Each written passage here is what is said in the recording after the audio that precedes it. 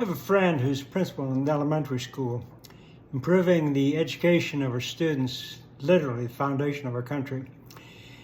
So are students making progress, and how do we know? And a couple of the questions I asked my friend. And her answer, monitor and assess. So you monitor so you can track progress over time and assess to determine whether you're making progress at any given time in achieving that goal. Monitor and adapt is what you do if you want to keep track of anything worthwhile, regardless of the topic. Doesn't matter whether it's economy, business, education, transportation, energy, the list goes on, doesn't it? In the late 1960s and early 70s, some rivers caught fire in the U.S. Now, rivers aren't supposed to catch fire. Probably the most famous example is the Cuyahoga River in Ohio. And that also caught the nation's attention. But see, here's the catch. It wasn't the first time the Cuyahoga caught fire. It was the 13th time. So in 1970, the EPA was formed, Environmental Protection Agency was formed to consolidate 15 disparate environmental programs into one unified Federal Pollution Control Research and Enforcement Agency to protect human health and the natural environment.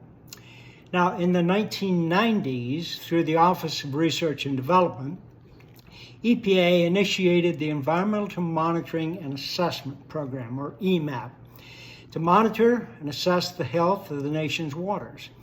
In particular, initiated programs to assess and monitor coastal waters and estuaries, lakes and reservoirs, streams and rivers, and wetlands. And then in 2000s, it combined all of those efforts into the National Aquatic Resource Survey, or NARS. If it didn't have an acronym, it couldn't be a federal program, right? But in July of 2025, EPA announced that the Office of Research and Development and all of its aquatic monitoring programs would go away. And so it did.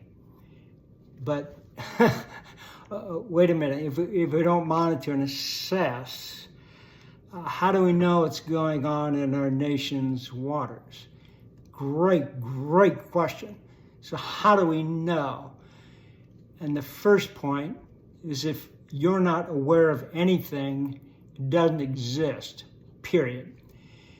Well, if I don't even know it exists, how can I understand its importance? And then third, why would I act to ensure I knew about the state of the nation's waters if it didn't even enter my mind? Exactly. And that's why the National Water Conservancy exists, to help folks first become aware that water is life. It's not a slogan. Second, to help you understand why we say water's life. It's a fact. Try living without water for a week. And if you make it, why don't you let us know how you go?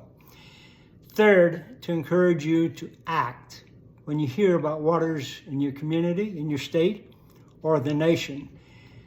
You see, you can make a difference. It's not a slogan. Water is life. We thank you for joining us on the National Water Conservancy YouTube channel. We also have a water blog, and it's all one word, nationalwaterconservancy.org. Have questions? Send them to us. We'd love to answer them. We hope you'll follow us on both. But please, please never forget, water is life.